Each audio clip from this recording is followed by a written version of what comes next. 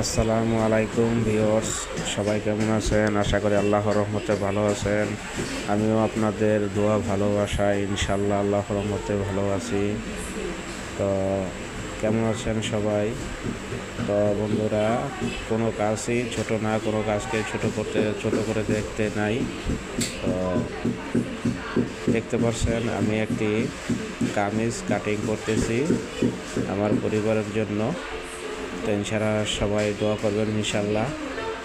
তো ভালো থাকবেন। আর ভিডিওটি যদি ভালো লাগে থাকে তাহলে অবশ্যই ভিডিওটি সাবস্ক্রাইব করবেন ইনশাল্লাহ। তো রাখলাম। আসসালামু আলাইকুম ওয়া রাহমাতুল্লাহি ওয়া বারাকাতুহু।